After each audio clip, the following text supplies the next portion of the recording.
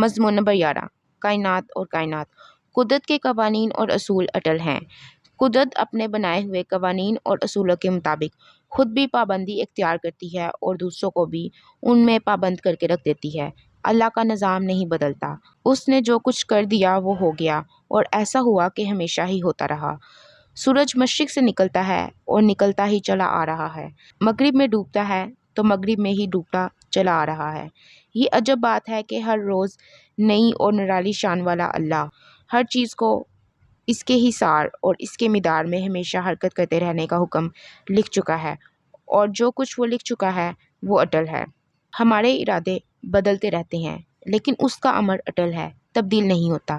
زمین کی گردش بلکہ گردش شام و سحر، گردش افلاک، گردش زمانہ، ہر چیز مقررہ شدہ اور مکتوب ہے ایک مخفی کتاب میں۔ جاننے والے جانتے ہیں کہ زندگی کے نصیب میں موت لکھی جا چکی ہے، ہونا نہ ہونا ہو کر رہتا ہے۔ قادر مطلق نے قوانین قدرت بیان فرما دیے کہ ایسا ہوگا، ایسا نہیں ہوگا۔ انسان جتنی کوشش کرے گا اتنا ہی نتیجہ حاصل کرے گا، یہ اصول ہے۔ دریا پہاڑوں سے نکلے گا، رواں دواں اپنی منزل کی طرف روانہ ہوگا اور سمندر سے ہمکنار ہوگا۔ آسمانوں سے میںہ برسے گا، زمین سے پودے اگیں گے، پرندے ہوا میں اڑیں گے اور مچھلیاں پانی میں تیریں گی۔ سب اصول مقرر ہو چکے، تمام قوانین مرتب ہو چکے، سب باتیں طے ہو چکی۔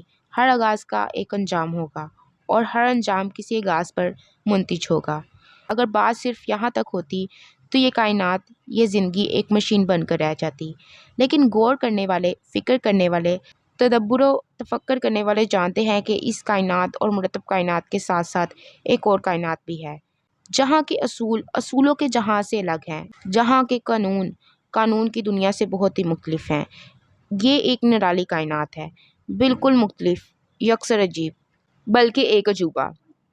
اصول تو یہ ہے کہ آگ جلائے گی، لیکن عجیب بات یہ ہے کہ نار ہے اور اس میں گلزار ہے، اور اس گلزار کے اندر مہر میں اسرار جلوہ گر۔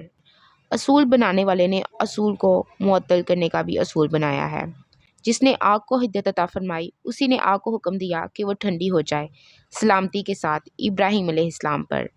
منشا کا اصول الگ ہے، وہ چاہے تو کیا سے کیا ہو جائے، وہ اپنے اصولوں کا کیوں پابند ہوگا۔ قانون تو یہ ہے کہ محنت کرنے سے رزق ملے گا، لیکن جب دینے والا چاہے تو بے حساب دے دیتا ہے، بے پناہ دیتا ہے۔ وہ زمین اور آسمان کے خزانوں کا مالک ہے، وہ کسی کے آگے جوابدہ نہیں، نہ اس کا کوئی آڈٹ کر سکتا ہے۔ کائنات کا کوئی اصول ایسا نہیں جس میں استثناء نہ ہو۔ علم ہی کو لیجئے، علم مکتب سے ملتا ہے، اساتذہ سے ملتا ہے، لیکن یونیورسٹی شیکسپیئر کا علم تو دے سکتی ہے، شیکسپیئر بننے کا علم نہیں دے سکتی۔ اقبال رحمۃ اللہ نے شرق و غرب کے علوم حاصل کر لیے، اس کی روح میں تشنگی بڑھ گئی۔ اب شرق و غرب کے علوم کے بعد کیا ہے؟ بات تو صرف اصول سے باہر کی کائنات کا علم ہے۔